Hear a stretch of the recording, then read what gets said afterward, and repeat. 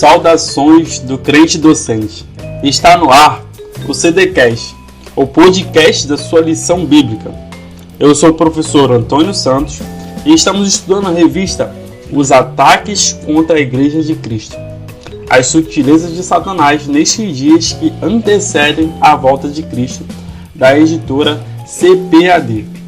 E hoje teremos a aula da lição de número 9, que tem por título A Sutileza do Movimento dos Desigrejados. Gostaria de pedir a você que nos acompanha neste momento que divulgue o trabalho realizado pelo crente docente.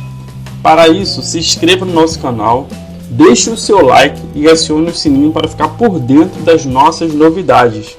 Eu quero agradecer primeiramente a Deus pela rica oportunidade de estar gravando esta aula e também quero agradecer ao crente docente por essa oportunidade. Queria que vocês me acompanhassem, por gentileza, na leitura do texto áureo, onde diz o seguinte: não deixando a nossa congregação como é de costume de alguns, antes admoestando-nos uns aos outros, e tanto mais quanto vedes que se vai se aproximando aquele dia. Também quero que vocês leiam comigo a verdade prática. O movimento dos desigrejados deve ser visto como um desvio da verdadeira espiritualidade que é expressa no contexto da verdadeira igreja. Para darmos início ao nosso entendimento, eu acredito que seria interessante nós entendermos o que é a igreja. Tem uma teologia sistemática no qual eu recomendo para os senhores, onde o nosso pastor, o pastor Silas, ele tem ali no prefácio, ele fala algumas coisas expondo sobre esse pastor, o pastor Walter Brunelli, onde ele se dispôs a fazer esse compêndio aí que é bastante rico em informações, em aprendizados, que você gosta de estudar a palavra. Então eu recomendo para você, tá? A teologia dele, para falar o seguinte, do pastor Walter Brunelli, em sua sistemática. Ele diz que o termo igreja procede do vocábulo eclésia e é formado pela junção de duas partículas.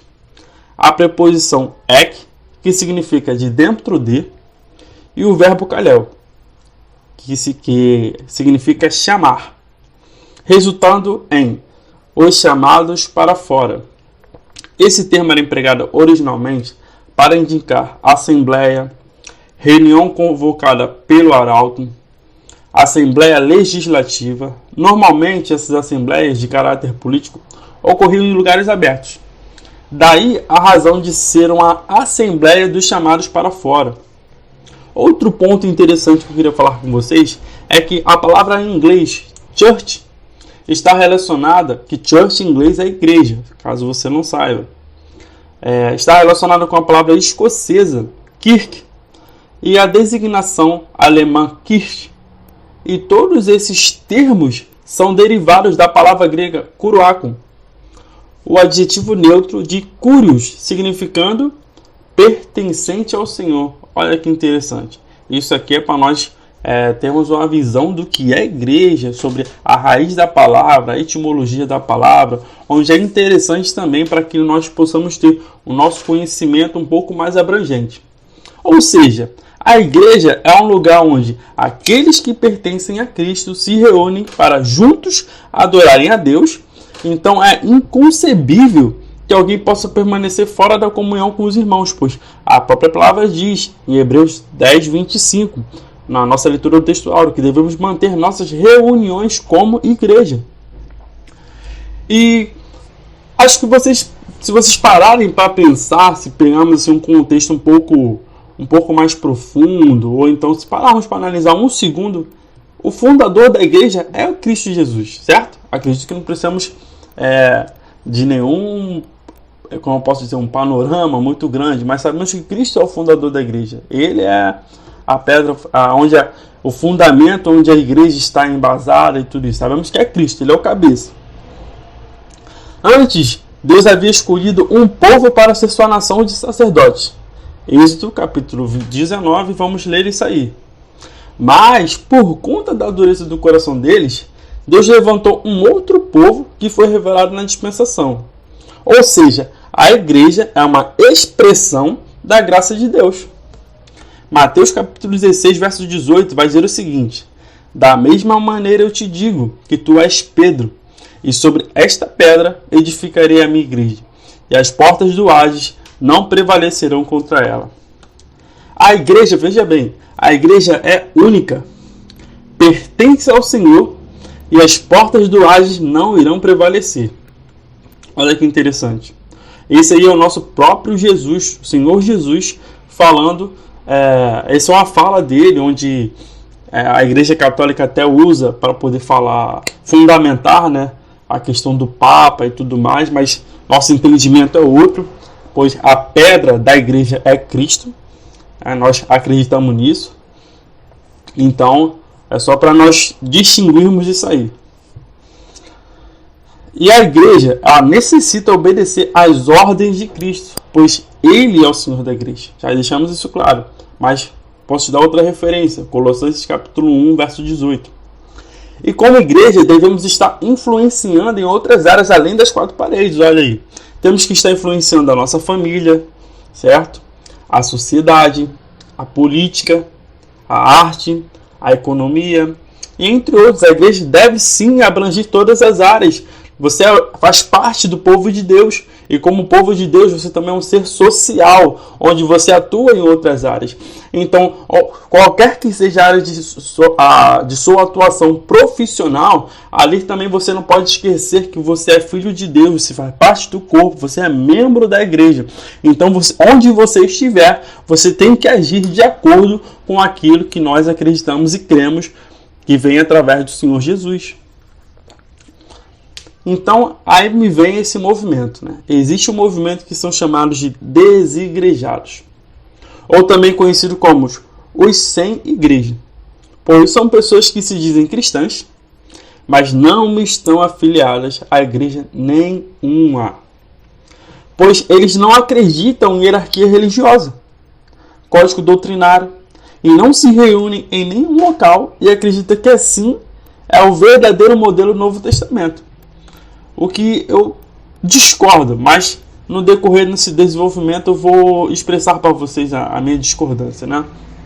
Pois eles possuem um ensino que é anti-institucional, pois são totalmente contra, já que na igreja primitiva não possuía uma organização institucional, mas devemos entender o contexto daquele período, pois a igreja estava passando por perseguições e não possuía muitos recursos.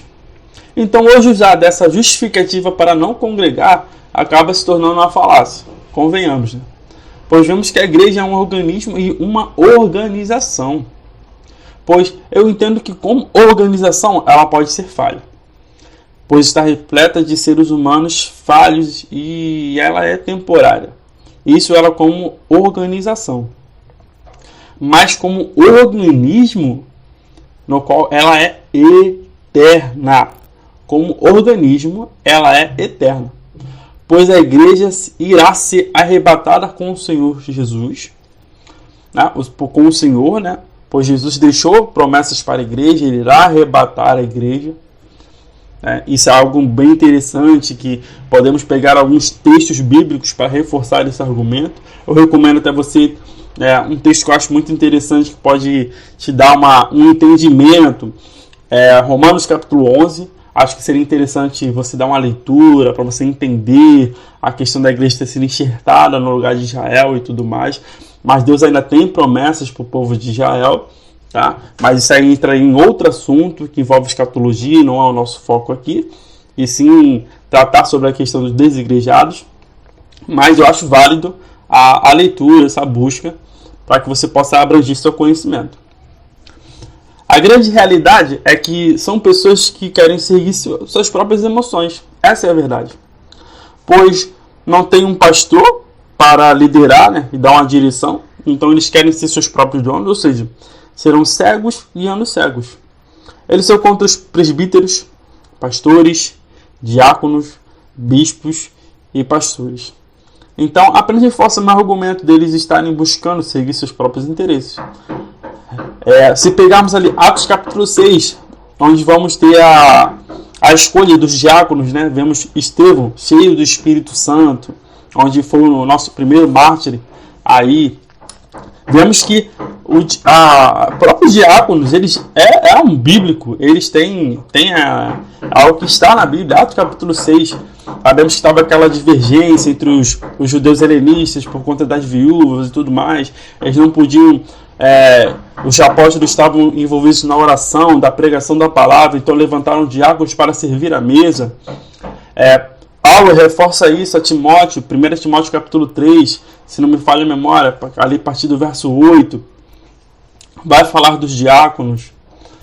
Podemos pegar outro texto também que pode nos ajudar nessa reflexão, Efésios capítulo 4, no verso 11, assim ele designou alguns para apóstolos, outros para profetas, outros para evangelistas, outros para pastores e mestres. A gente vê que isso está na Bíblia. A Bíblia diz que Deus chamou alguns para pastores. Então, não acreditar nisso é não acreditar na própria palavra de Deus.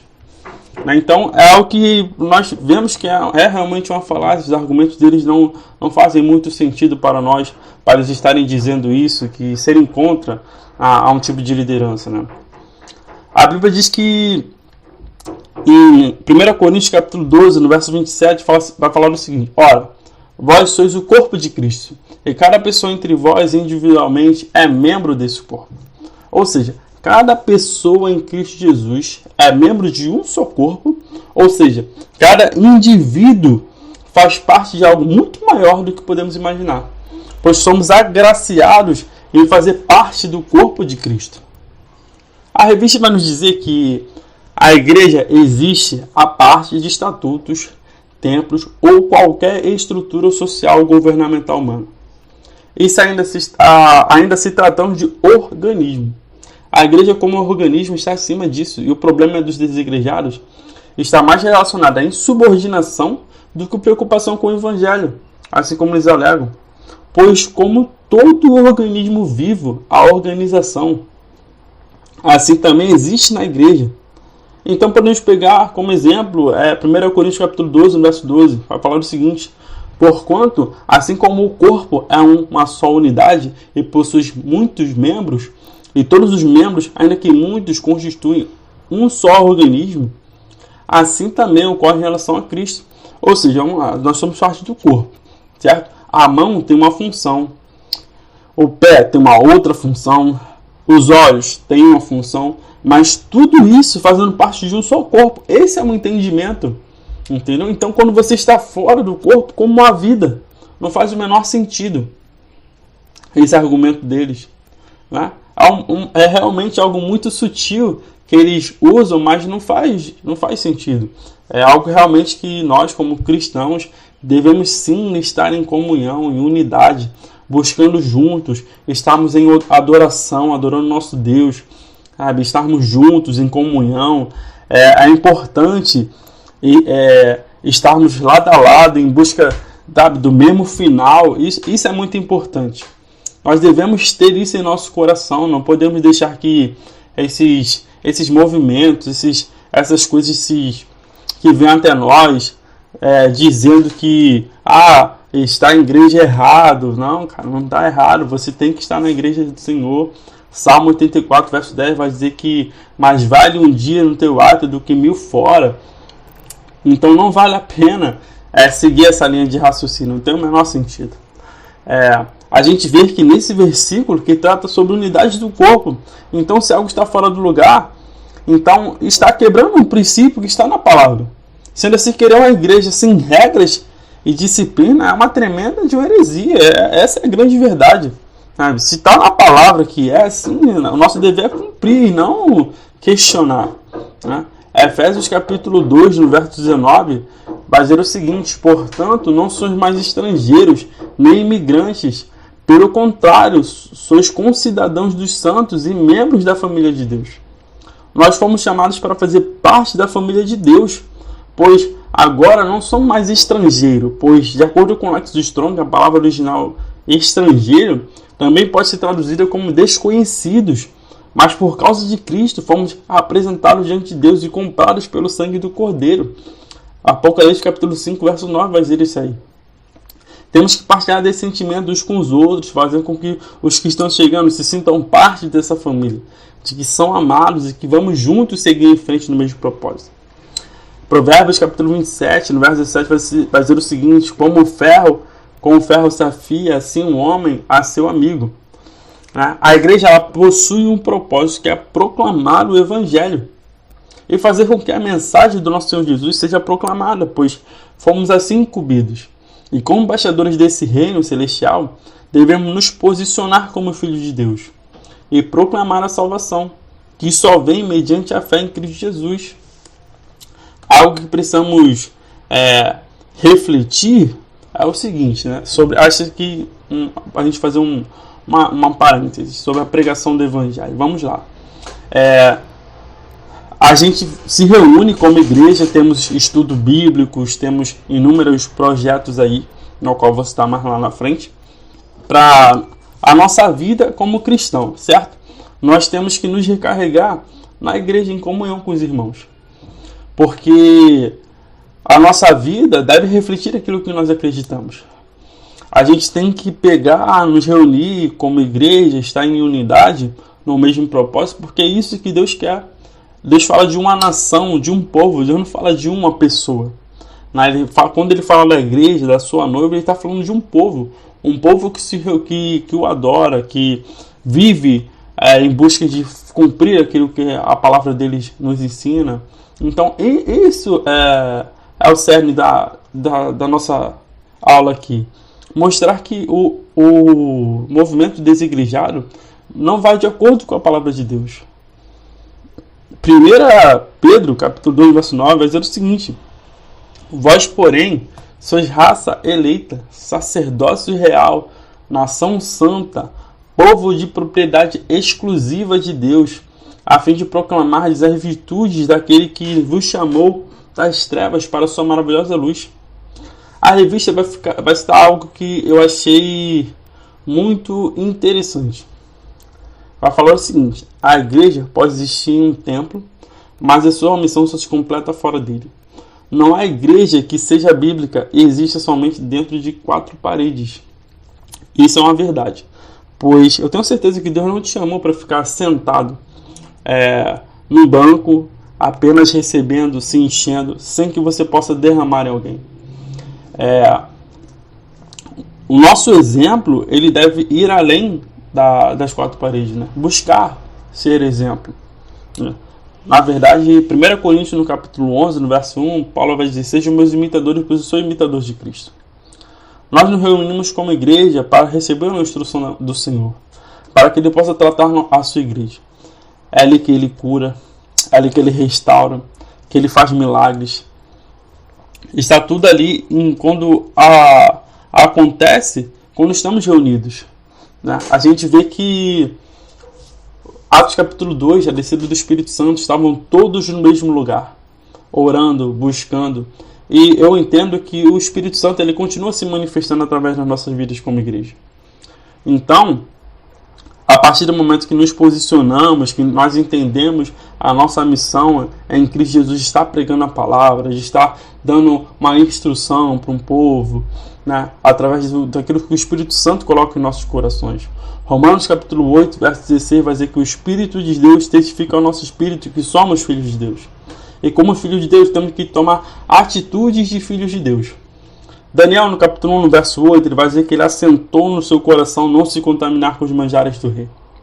E isso é muito interessante porque vê que estamos falando aqui de um jovem que foi levado cativo, onde parte do princípio, né, a Bíblia não é clara, mas podemos conjecturar que ele foi afastado da sua família. Não sei se ele foi deportado junto com a sua família, a Bíblia não fala isso, mas podemos conjecturar que talvez tenha sido sem sua família. Foi deportado jovem, segundo os estudiosos, ele era um adolescente, estaria ali em média de 15 a 16 anos. E ele jovem já tinha um posicionamento como filho de Deus, ele não quis se contaminar, porque os manjares de reis, eles eram levados, né, seus ídolos, a seus falsos deuses, como oferta, e Daniel não quis se contaminar. Daniel não, olha, eu vou me posicionar dessa forma porque eu entendo que eu acredito na palavra de Deus, acredito na instrução que Deus para o meu povo, e eu vou permanecer crendo nisso aí. Podem me tirar da minha família, podem me tirar do meu ambiente, mas não podem tirar aquilo que eu carrego. Então vou permanecer crendo nas minhas convicções. E esse é o posicionamento de um filho de Deus. A gente vê também no Daniel capítulo 3, a história de 3 jovens, Sadraque, Mesaque e Abednego, onde eles se recusam a se prostrar para a imagem do rei, na estátua de ouro lá. Eles se recusam a ser levados diante do rei, o rei interpela eles, porque vocês não se ajoelharam. Eles se posicionaram muito bem, falaram que não iriam se ajoelhar, porque não iriam falhar com o Senhor, pois eles acreditavam na palavra de Deus, a palavra de Deus diz que eles não deviam se ajoelhar diante de outros deuses, diante de imagens, não deviam, e a idolatria não podia entrar no coração deles. Assim eles permaneceram crendo nessa convicção. Então, só a gente vê tantos exemplos na Bíblia de homens que se posicionaram da forma correta, e essa é a nossa posição como filho de Deus. Nos posicionar verdadeiramente na palavra, embasado nisso, acreditando na palavra. Essa a nossa posição, esse é o nosso entendimento.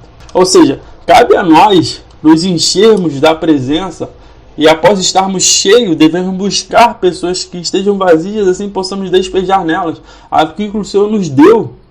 O que é essa graça abundante? Deus te encheu de graça. Então vai, despeja em outras pessoas, fala daquilo que Deus fez na tua vida. Amém. Não acredita nesse movimento, não. Acredita que Deus tem. Vem para a igreja, vem se fortalecer, vem se alimentar. Juntos nós vamos conseguir avançar a palavra. A palavra diz que as portas do inferno não prevalecerão com a igreja. E não está falando de uma pessoa, está falando de igreja, do povo. Nós juntos vamos vencer. A igreja vai vencer. É nisso que devemos crer. Sabe? É essa a posição que devemos ter. E é dentro da igreja que podemos ver inúmeros projetos para essa salvação seja proclamada.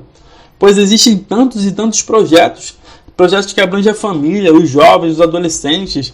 A gente vê projetos sociais, campanhas que as igrejas fazem, campanhas de agasalho, campanhas dentro de clínicas, projetos em presídios. Temos a escola bíblica dentro de presídios. E a gente não vê essas pessoas que estão fora da igreja, sabe? Pelo menos eu desconheço se eles fazem algum tipo de trabalho assim, e se fazem não é com tanta frequência, e se é que realmente fazem. Mas vale muito mais você fazer isso como igreja, sabe? A gente vê pessoas realmente envolvidas na palavra de Deus, envolvidas na obra. Isso é muito importante, cara. É o que realmente a palavra diz, sabe? Assim como ferro afia o ferro, o homem afia o homem. É isso. Provérbios 27:17 vai falar sobre isso. Então é esse entendimento que devemos ter. E eu quero deixar aqui para vocês que, então, com essa lição, eu espero que vocês entendam que o movimento dos desigrejados não estão verdadeiramente interessados em seguir a palavra de Deus. Pois o que realmente querem é não estar subordinado à liderança de um pastor para conduzi-los. Essa é a grande verdade. Haja vista a intenção da igreja jamais querer exaltar o homem, e sim o Senhor, e cumprir a missão na qual fomos incumbidos. Espero que essa aula tenha te abençoado e que o Senhor esteja contigo ao escutar esse podcast. Eu quero te convidar para seguir o @crentedocente no Instagram, no Facebook pelo endereço facebook.com/crentedocente e ativar as notificações no canal do Crente Docente no YouTube. Que Deus te abençoe!